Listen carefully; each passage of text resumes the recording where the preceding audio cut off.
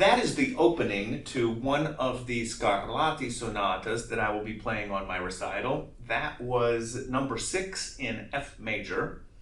And it's interesting that the first 30 or so of Scarlatti's sonatas seem to have been implied to have been written more as educational tools and exercises, although they are extremely musical, more so than any other exercises or instructional tools that I know.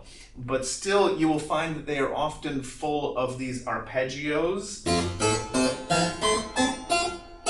and also lots of scale-like passages.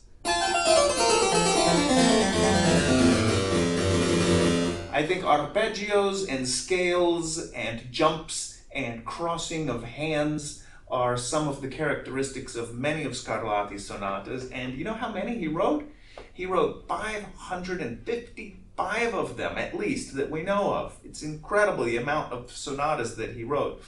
And I highly recommend you listen to the harpsichordist Scott Ross, who recorded all of them. So that'll take you all weekend to listen to all of the Scarlatti sonatas.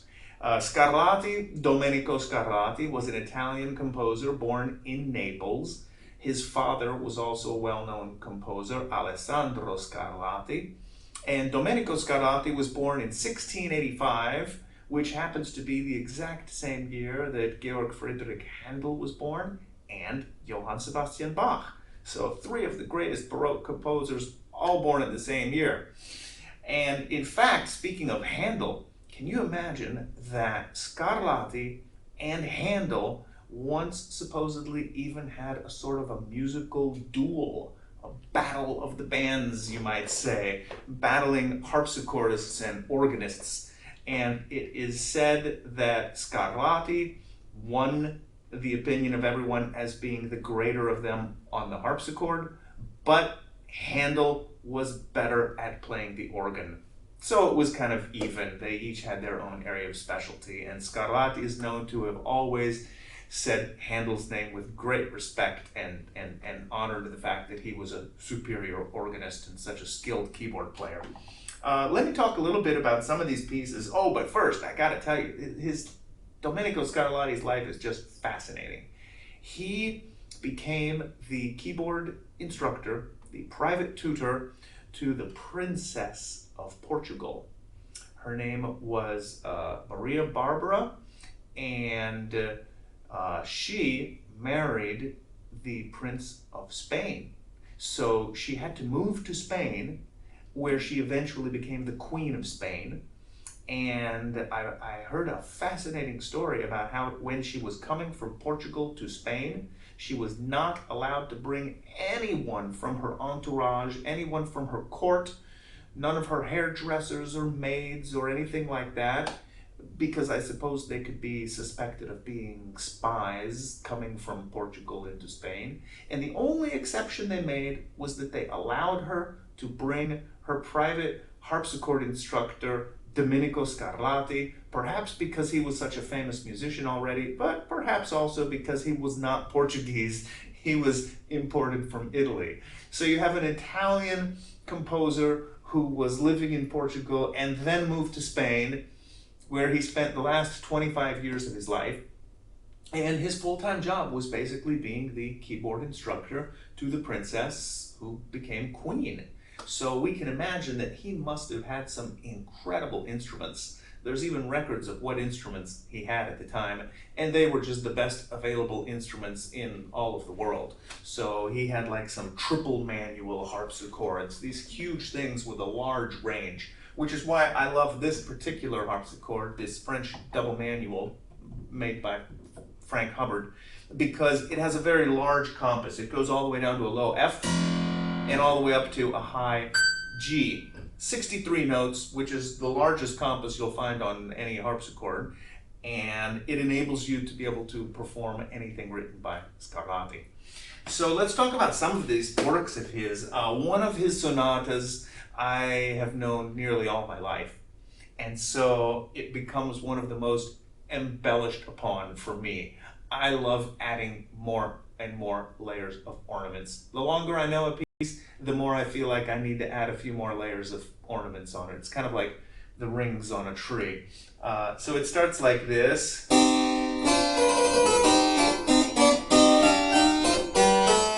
But when I do the repeat, I do it up here on this manual.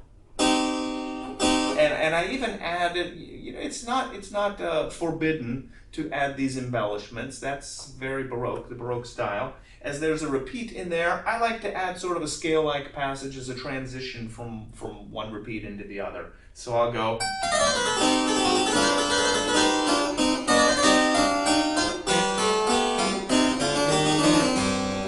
Yeah, and even there's one moment where, you know, I have a recording of this already online, which I will try to post a link to it somewhere at the end of this video.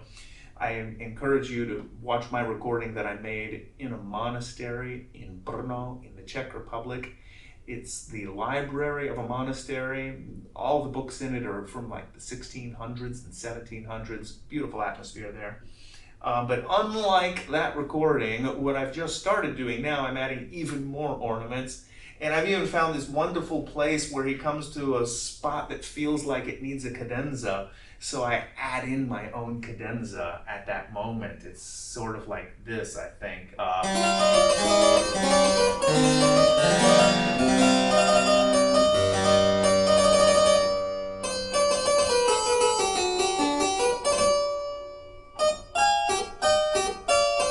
And you see these crossings of the hands. That's very typical of Scarlatti as well. So you can imagine he must have really given the Queen of Spain quite a challenge and lots of challenging works to play.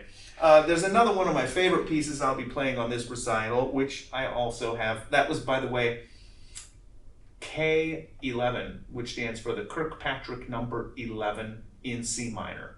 So I have the C minor number 11 recorded already on YouTube. Another one that I've also already recorded is this one, which is number 159 of his sonatas in C major.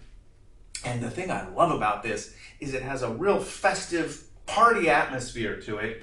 What I like to do is engage all the stops. They say literally pulling out all the stops like on an organ. That's what you can do with this. This instrument has 3 different layers of strings.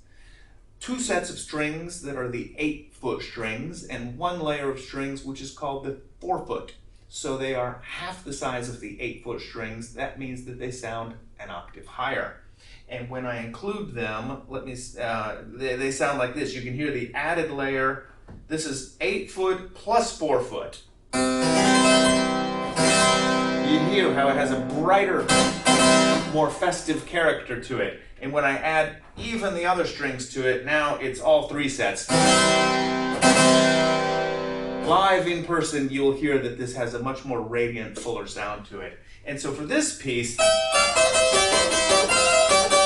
I'm always reminded of something that happened to me personally when I was visiting Italy once. I was conducting in Trento, in the north of Italy, and I happened to be lucky enough to get a hotel room right on the piazza, on the main square in the middle of town, and there was a big festival going on. And at first I thought, oh, what a joy. I have this beautiful room with a corner view, windows on both sides overlooking this festival, no air conditioning in the summertime. So you had to keep the windows open, of course, or you would just die of the heat.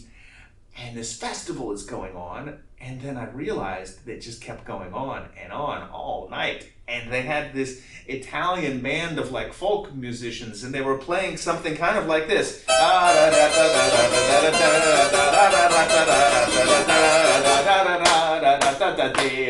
And there's a crowd of people clapping along. And it seemed to never end. They just kept repeating the same tune. I couldn't sleep. It was unbelievable. But that festive atmosphere will never leave me to this day, and I think of it when I play this piece. And one other thing he does in here that is really cool, he gets you into this pattern of something going like this.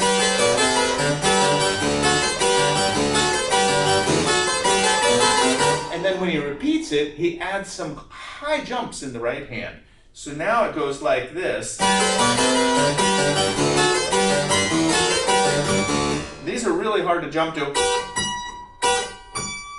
So you go leap, leap. So you can see he's always thinking of exercises to make it challenging. And another thing you will hear in Scarlatti's music very frequently is this influence of Spanish folk music, this character of the Andalusian sound. It really sounds like if someone were strumming on a guitar at some times because of the chords that he will make that have an extra note in them. It's very unlike what Couperin was doing earlier, and I mentioned in another video. Those are sort of impressionistic clusters, but these clusters that Scarlatti uses sound very Spanish. Let me show you one, for instance. He does this.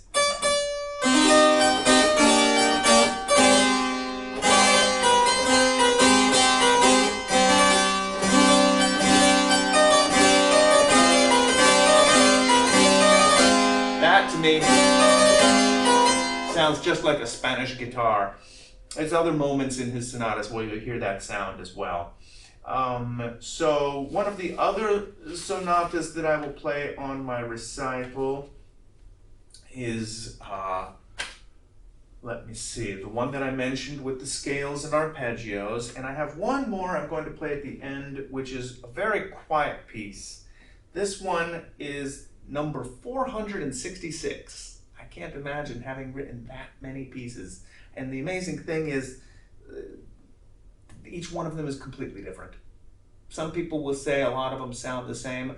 I challenge those people to play them if they think they sound the same. Every one of the Scarlatti sonatas I've studied, a dozen or so, every one is different in so many ways. And this one, perhaps the most uniquely so, is very sad. Horowitz made it famous. Vladimir Horowitz made a piano recording of it. And one thing I love about the challenge of playing Scarlatti on the harpsichord is that we have no sustain pedals. So the only way to make the sound sustain on the harpsichord is with your hands, with your fingers.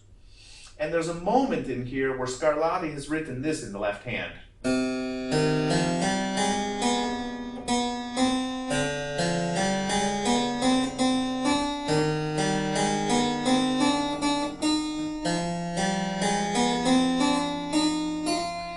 Got one note sustaining while the rest of the hand is playing these other notes. And it made me think as I played the piece if I couldn't find other places that maybe Scarlatti has not notated so precisely, but where I could still interpolate some more sustaining qualities. And so what I've done, and this is just my personal interpretation, I'd be curious to know if anyone else does it this way, I take the inner voices and I play them with my thumbs using both hands so that I'm sustaining a note with the left hand while playing the melody up here and playing the inner voices in here, kind of like this.